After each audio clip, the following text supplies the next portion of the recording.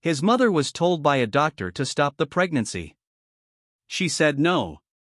The greatest tenor living said the child's voice was the most beautiful he had ever heard.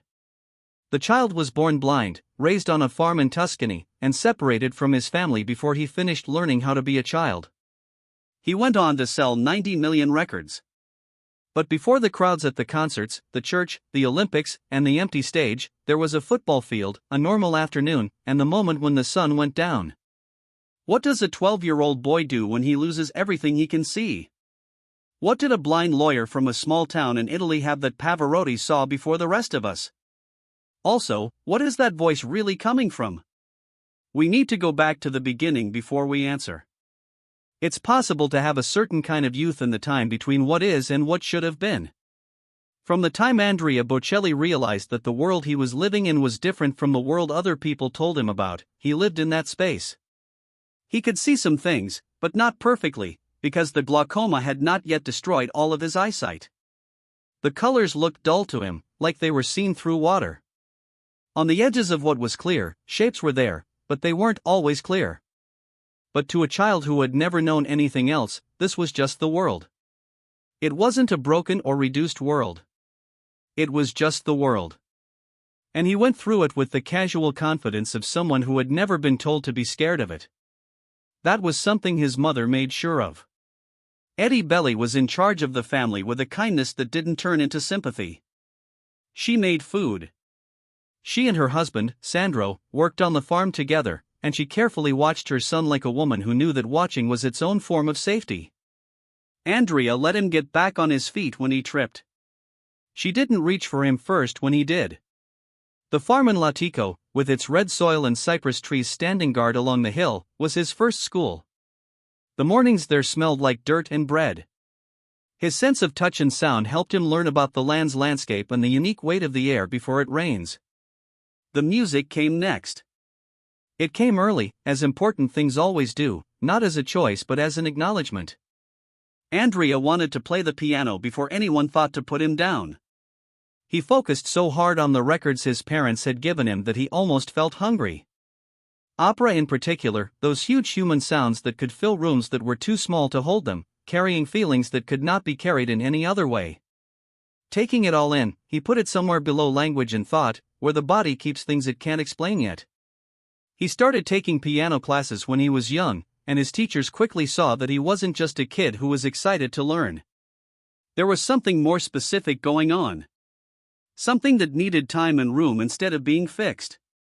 At 5 months old, the doctors told him what was wrong. At age 5, the boy had already started to answer it, but not with anger or sadness.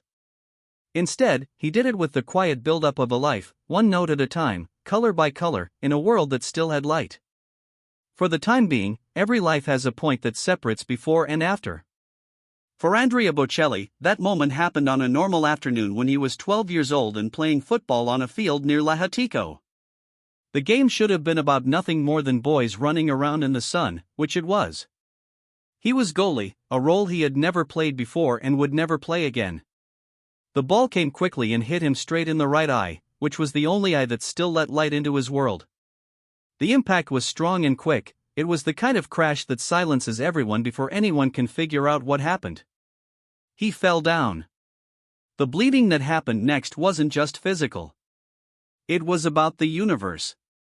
He lost the last bit of light in a life that had been built with great care and courage around keeping it alive when blood flooded behind his eye. Doctors used everything they could get their hands on. In one cruel example of medical desperation, leeches were put around the eye in the ancient hope that lowering the pressure would help recover what had been lost. It wasn't possible. There was no way. In 2012, Andrea Bocelli was 12 years old when he lost his sight completely and would never be able to see again. His brother Alberto, who was there and saw it happen, would later say that 6 words were enough to explain it. That's when it got dark. 6 words. And in them the end of the whole world. There wasn't just one problem after that, there was a series of them. The hard, long job of learning everything over again. How to move through places that had at least the appearance of visual information before. Now I know how to read in Braille with my fingers that had to become eyes. How to find his way around rooms, roads, and the scenery he had seen before but now had to learn by hearing, remembering, and the way the wind felt on his face. He didn't fall inside himself. This is what history says and what people who knew him say is true. He didn't give up in the way that darkness makes you want to give up. He was just as determined to learn Braille as his mother had been. You have to figure it out, music. He kept playing his music, singing, and playing the piano. He sang in the way that kids sing before they know that singing is more than just deep breathing. But the school had its own ideas about how he should live his life from now on. Before the accident, when he was 7 years old, he was already going to a nearby town's special school for the blind because his vision was so bad.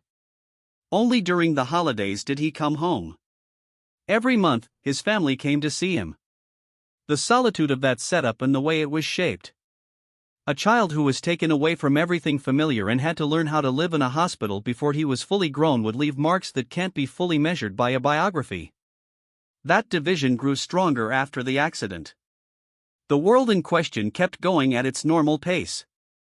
Andrea Bocelli kept working at a slower pace, being more deliberate and focused on himself. He was making something in the dark that he had never been able to see clearly in the light. A 12-year-old boy who is completely blind and has been split from his family has to start over in learning how to live in the world. That's where most people would have stopped. That's what most people would have thought was enough. What did Andrea Bocelli do that made him not want to say enough? What did it cost him to say no? At first look, the University of Pisa doesn't seem to be a part of Andrea Bocelli's stories. Fame tends to skip over this part of the story. The years before everyone knew his name. He went to law school when he was a young, blind man from Lahetico making choices that no one else fully understood. He didn't do it as a compromise or because well-meaning adults who didn't believe in the other option pushed him to do it. With the same deliberate clarity that guided everything he did, he signed up because he had chosen that he would build a life that could stand on its own, separate from a dream that hadn't been given permission to become real yet. Anyone had a hard time with the homework. For a blind student in a time before digital accessibility, before screen readers and adaptable technology were reliable, music took a certain amount of stamina. He used Braille to read. He remembered things so well that his friends, who had notebooks and highlighted pages, could not easily keep up. As he had done with everything else since he was 12, he found his way around college by making a mental map that was detailed enough to fill in the blanks his eyes couldn't see. He also sang at night, not in music halls. Not yet.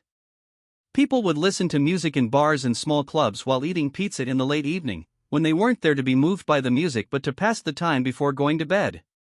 He sang and played the piano for a small amount of money. The money helped him pay for school and kept him in the slow, patient routine of an artist who hadn't found his stage yet but knew, deep down, that the stage would find him in the end. It was a formal graduation, and he had all the qualifications of a man who had followed the law's rules and been happy with them. Then, the court hired him as a lawyer, and he worked for a year, showing up, filing papers, and defending clients. He did the work, not performing, not waiting, but working. People don't usually think about how important this fact is. It has to do with an important part of Andrea Bocelli's personality. Not using his gift as an excuse to avoid duty. An unwillingness to use his situation as an excuse or a story. The man had a degree. He made use of it. He could speak. He wasn't sure what to do with it yet. The bars in Pisa had been kind teachers. But the real schooling was on its way. It wouldn't come from a music school or a musical hall, it would come from a phone call and a name that everyone could see. In every way, his life made sense. He had a law degree, a steady income, and a good job. Were they blind and from a small town in Tuscany? Why would they leave it all for a voice that no one had asked to hear? It was 1992, and Andrea Bocelli got a phone call that she had not planned for and could not have made happen. The caller wasn't a record boss, a talent scout, or any other part of the music business that works in a planned way. The caller was Zucchero, one of Italy's most famous pop singers. He has a keen sense of sound that doesn't need to be explained, it just needs to be trusted. Zucchero was making a rough recording of a song called Miser. He didn't need a finished star, just a tenor with a voice who could lay down the music with enough power and purity for the man he was sending it to understand what the song could become. Luciano Pavarotti was that man. He was the best oboe tenor living. A voice that was so well known